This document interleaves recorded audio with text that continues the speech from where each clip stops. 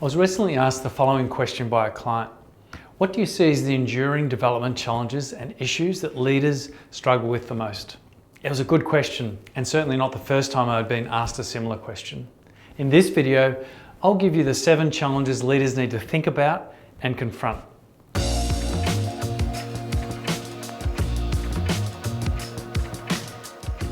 Hi, it's Philip Rell from the Leadership Sphere. On this channel, we're all about creating insight, building influence, and helping you make a positive impact as a leader. If you're new here, then consider subscribing by hitting the subscribe button below. And all the links to everything we mentioned in this video can be found below, so let's jump into it. The question helped me reflect more deeply on the things that keep on keeping on, regardless of how much personal development, reflection, meditation, life experience, or organisational trench warfare we may have survived. This led me to creating what I'm calling the 7 Immutable Growth Challenges. These are the things that, while some do well, many, perhaps even most, leaders are found wanting in one or more area. They are the things that leaders often find difficult and energy sapping, usually occupying way too much mental headspace and much more than they deserve. They are the things that I get asked to help with most, hands down. So, challenge number 1, self-awareness. Self-awareness can be considered to be the foundation of the human experience. Carl Jung once said, "Your visions will become clear only when you can look into your own heart. Who looks outside dreams. Who looks inside awakes." It's not an overstatement to say that growing our self-awareness is a lifelong undertaking. However, for some at least, the requisite skills, will and courage may actually not be enough.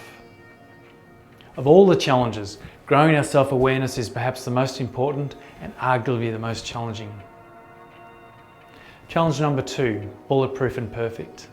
A term borrowed from Brené Brown, Bulletproof and Perfect refers to our inability or unwillingness to be vulnerable. This occurs in a society of scarcity which drives a never enough culture. Never good enough, fast enough, skinny enough, smart enough, you get the idea. Only when we accept who we actually are and accept that we are good enough, we'll be able to move forward. Challenge number 3, real dialogue. At least in part, our difficulty in being able to engage in authentic, constructive and robust dialogue is due to challenges 1 and 2. In our practice, we work with individuals and teams every single week and have done so for 2 decades. Having difficult conversations, and sometimes just having a conversation with another human being, often presents real obstacles, perceived risk and fear. This is why we focus heavily on the process of interaction and dialogue when working with teams. Becoming skilled in this area is such a gift, and one that just keeps repaying itself over and over again. Challenge number 4, productivity and resilience. There's been a lot written about productivity and resilience of recent times, and for good reason. My own experience is that people in organisations, particularly senior people, are becoming more overwhelmed because of what is expected of them. This requires a new muscle to be exercised that most of us are not good at exercising. It requires good self-care, being able to set and maintain boundaries, and being able to shift our thinking about a range of life challenges. In my own practice, for example, I like to invite people to practice saying a solid no, at least daily. Try it, see how liberating it is. In a single coaching session, it isn't unusual for people to reclaim 10 to 15 hours per week by doing a simple audit of their busy work. The trick is to create more good work and great work. Challenge number 5, being a team member. It's harder than it sounds, right?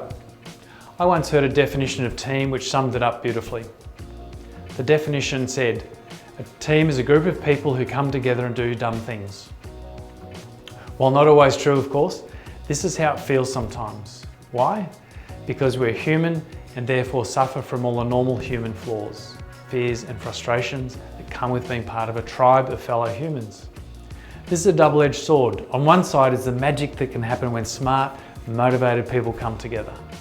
While on the other side is the often messy and time-wasting interplay of egos, ambitions and personal insecurities. Challenge number 6, leading a team.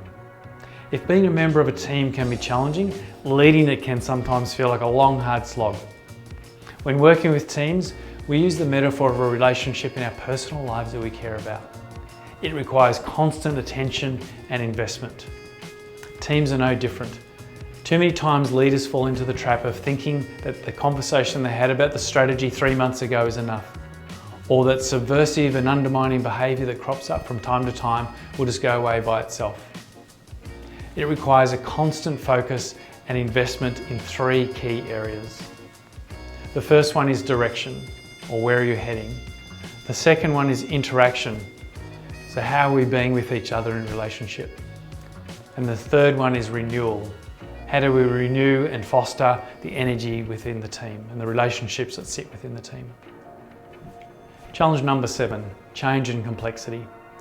Perhaps the holy grail is being able to manage and lead meaningful change in service of organisational objectives. This is where the leadership rubber really hits the road, or not. Apart from the important objective of creating meaningful employee experiences and context which enables people to thrive, surely leadership is about people. It's about making a real and substantive difference. It is in this area that the biggest mistakes are made.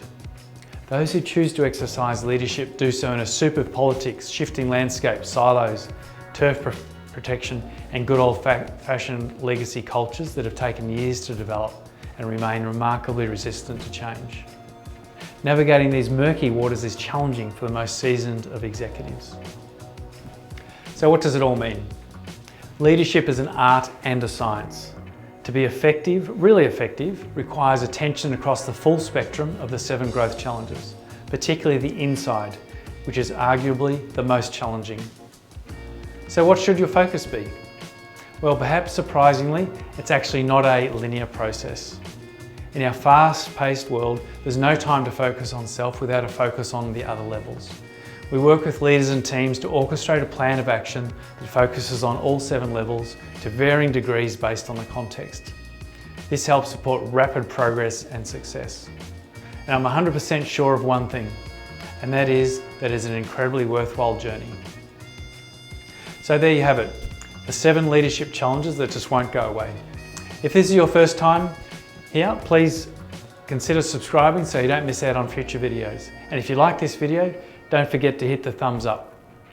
You can also find out more in the description below. Until next time, bye for now.